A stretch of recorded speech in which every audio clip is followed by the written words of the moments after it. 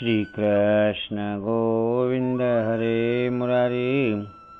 हे नाथ नारायण वासुदेवाय। हरि ओम नारायण नारायण।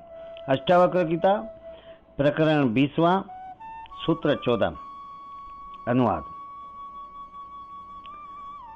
इसका श्लोक पढ़ते हैं। क्व चासित क्व च वा नास्ति चैकम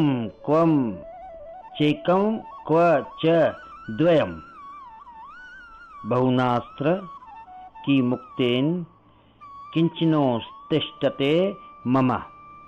अनुवाद। कहाँ अस्ति है और कहाँ नास्ति, अथवा कहाँ एक है और कहाँ दो है। इसमें बहुत कहने से क्या प्रयोजन। मुझको तो कुछ भी नहीं उठ रहा है, मुझको तो कुछ भी नहीं उठ रहा है, अर्थात सब शांत हो गया है। श्री कृष्ण। व्याख्या। अंत में जनक जी कहते हैं कि अज्ञानी ही कहता है कि संसार है, माया है, ब्रह्म है, जीव है आदि। वह है कोई मानता है, किंतु जो कहता है यह सब नहीं है, सृष्टि जीव आदि सब माया है, ब्रह्म ही सत्य है, वह भी अज्ञानी ही है। जिसने जाना नहीं,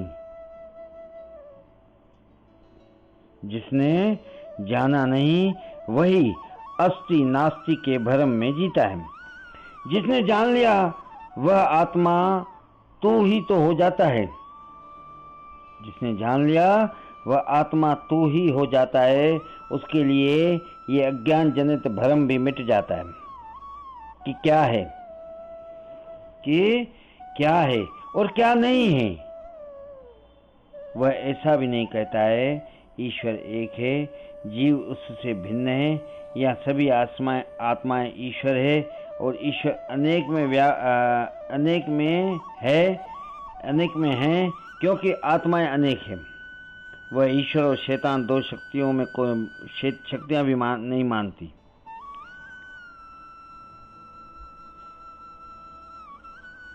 कौन व्याख्या करे। सब शांत हो जाता है, कहने वाला बचता ही नहीं, तरंगें उठती नहीं, विचार आत्मज्ञानी में विचारों की तरंगें उठती नहीं। ये सब विचार हैं जो मन के कारण उठते हैं। वह ईश्वर और शैतान दो शक्तियां भी नहीं मानता। सब शांत हो जाता है, कहने वाला बचता ही नहीं। कौन व्याख्या करे। ऐसा ज्ञानी उसी एक परम तत्व में विश्राम कर स्थित है। यही ज्ञानी की अंतिम अवस्था है, यही अंतिम सिद्धि है। इति अष्टावक्र गीतायाम विशंतिकम प्रकरणम समाप्तम। श्री कृष्ण गोविंद हरे मुरारी। हे नाथ नारायण वासुदेवाय। हरि ओम नारायण नारायण।